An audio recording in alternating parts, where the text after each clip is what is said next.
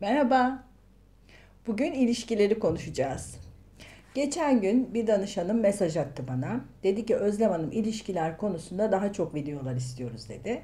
Ben de ondan rica ettim. Bana sorular yazarsan benim de cevaplamam daha kolay olur. Böylece konu neyi bilmek istiyor insanlar, neyi öğrenmek istiyorlar daha güzel oluşur dedim. O da kendi arkadaşlarından rica etti. Benim için sorular hazırladılar. O soruları bana yolladılar. Bugün onları cevaplayacağım. İlişkiler, ilişkiler. Hepimizi çok yoruyorlar, değil mi? Geçenlerde bir astrolog televizyonda şöyle bir şey söyledi. İşte dünyayı kötü şeyler bekliyor, ekonomiler batacak, belki kapitalizm değişecek falan gibi şeyler söylüyordum bir danışanıma dedi. O da ona bunları boş ver ben evlenecek miyim onu söyle demiş. İlişkiler hepimizin en çok önem verdiği ve en çok takıldığımız konu. Gerçekten enine boyuna konuşmamız gerek. Bu konuda epeyce video hazırlamak istiyorum. Sorular da çok fazla. Şimdi bir kısmını cevaplayacağım. Bakalım. Belki sonra daha birkaç video daha yaparım bu konuda. İlk soruyu okuyorum. Aşk hayatında davul bile dengi dengine sözü doğru mudur?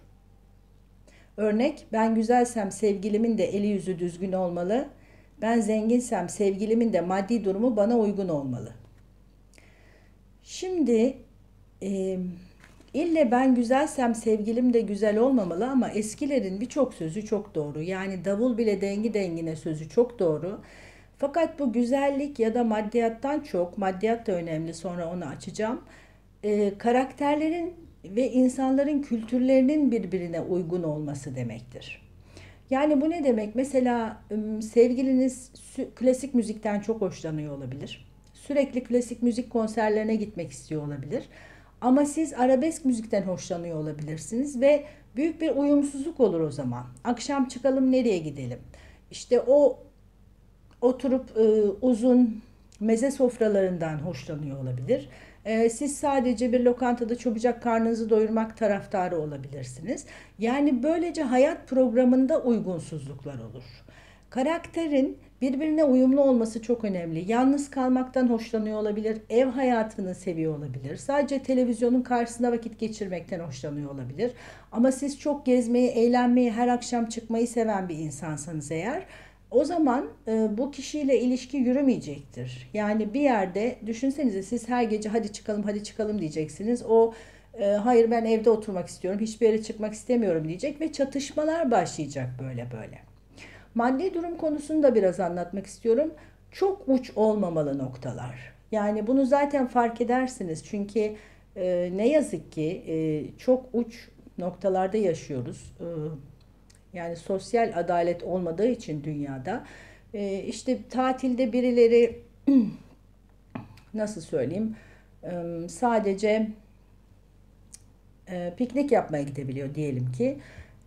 Diğeri teknesiyle açılabiliyor, işte okyanusları aşabiliyor. Yani bu kadar aşırı uç noktalardaki iki insan zaten bir arada çok da yapamaz. Neden? Gene geliyorum kültüre. İçinde büyüdüğünüz aile, edinilmiş alışkanlıklar, gidilen yerler, orada size verilmiş olan görgü birbirine uymak zorunda. Yoksa bir taraf diğerini küçümsemeye başlar. Bunu bilmiyor musun? İşte burada nasıl davranacağını bilmiyor musun? Tabii ki böyle olur gibi ve gene bu uyumsuzluk ilişkiyi zedeler. Ee, Yani eskilerin davul bile dengi dengine dedikleri bu. Kültürünüz, karakteriniz uyumlu olmalı. Alışkanlıklarınız birbirine uygun olmalı. Bu da çok önemli. Birisi sigara içiyorsa öbürü içmiyorsa bu da çok büyük problem oluyor mesela ilişkilerde. Yani bunların uyumu tamamsa ilişki tamamdır. Ama ben çok güzelim, çirkin birinden hoşlanıyorum. Dengi dengine bu demek değil yani. İkinci soru, aşk her şeyi affeder mi? Aşk çok güzel. Hepimiz bayılıyoruz. Böyle pembe bulutların üstünde yürüyoruz. Her şeyi unutuyoruz. Kalbimiz güm güm çarpıyor. Karnımızda kelebekler uçuşuyor. Evet o sırada gözleriniz kör oluyor. Her şeyi affedebilirsiniz. Ama affetmemeli. Özellikle şiddeti, aldatmayı, affedilmemesi gereken konular var.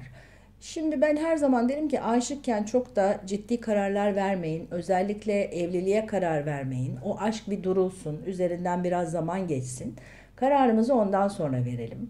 Yani aşk her şeyi affetmesin diyorum. Ama ilişkinin içerisinde bakın, şimdi o insanı gerçekten seviyorsanız göz yumabileceğiniz bir şeyler vardır. Bazen deriz ya, incir çekirdeğini doldurmaz bu nedenler diye.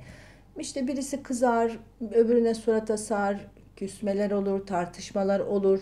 Şöyle düşünün her zaman, bu benim bu ilişkiyi bitirmem için büyük bir neden mi? Ama aldatma gerçekten büyük bir nedendir. Çünkü affettim dersiniz, affedemezsiniz. Unutmazsınız yani. Yıllar sonra bize bile size bana bunu yapmıştı, bana bunu yapmıştı diye içinizde hissedeceğiniz, kendinizi iyi hissetmeyeceğiniz bir yara bırakır. Onun için severken de ayrılabiliriz. Bunu çoğu insan göz ardı eder. Sevdiğim halde bana kötü davranıyorsa eğer o kişiden ayrılabilirim. Beni aldatıyorsa ayrılabilirim. Ki aldatıyorsa zaten karşı taraf sevmiyor, beni düşünmüyor, beni yaralıyor demektir. Ve bana iyi gelmeyen ilişkinin içinde kendimi tutmamın da bir anlamı yok. Dolayısıyla aşk her şeyi affetmesin diyorum. Öbür soru, sevgilimle birbirimize ağır hakaretler ettik. Artık hiçbir şey eskisi gibi olmayacak. Bu durumu düzeltmek mümkün mü?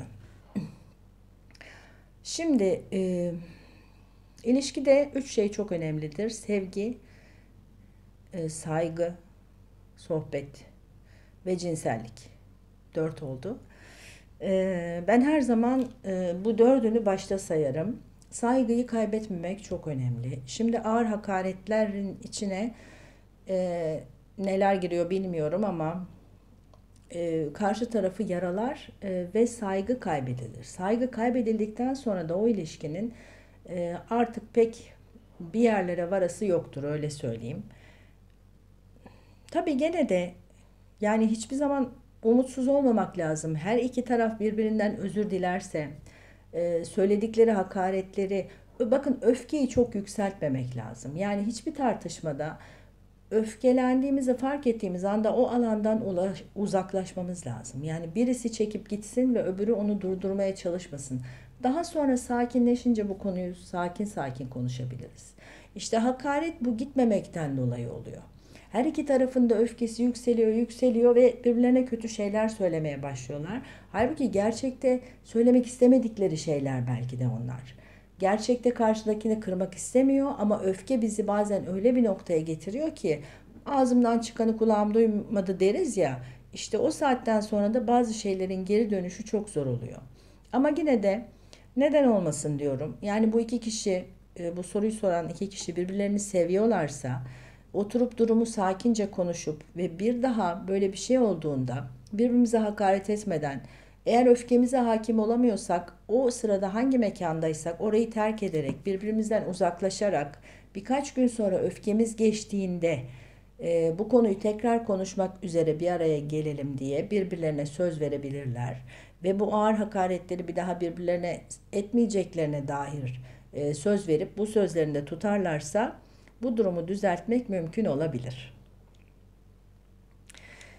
Diğer bir soru, gerçekten evlenmek istiyor muyum yoksa toplum baskısı altında eziliyor muyum bilmiyorum. Bunu nasıl anlarım? Bu çok basit. Bu soruyu soran kişi henüz doğru insana rastlamamış demektir. Çünkü doğru insana rastladığınızda soru sormazsınız. Evet, bu dersiniz, bu benim bütün ömrümü birlikte geçirmek istediğim kişi, kesinlikle eminim ve ben bununla evlenmek istiyorum. Şimdi bu soru şunu gerektiriyor. Evlenmek sanki bir gereklilik. Ben bunu yapmalı mıyım, yapmamalı mıyım? Yani evlenmek bir gereklilik değil. Buradan bakmayın olaya. Zaten o insanla, doğru insan diyorum ben. Nasip olsun herkese karşılaşmak. Karşılaştığınızda evliliğe kendiliğinden gidersiniz. Yani düşünmezsiniz bile, doğru bir şey mi yapıyorum, yanlış bir şey mi yapıyorum, toplum istediği için mi evleniyorum? Dolayısıyla bu soruyu soran kişi henüz doğru insana rastlamamış ve gerçekten de evlenmek istemiyor demektir. Bir başka soru, ilişkiyi bitirmek istiyorum ancak bir türlü bu kararı veremiyorum. Herkes bana bırak artık şunu diyor. Kendimi çaresiz hissediyorum, kararlı olmak istiyorum, ne yapmalıyım? Şimdi bitirmek istiyorsam eğer o ilişkinin zaten sonuna geldim ya da o ilişkide değer görmüyorum, istediğim şeyi bulamadım demektir. Ama bitirmek isteyip de bitiremiyorsam bunun altında benim bazı korkularım var demek ki. Bu korkulara bakmanız gerekiyor. Ne olabilir?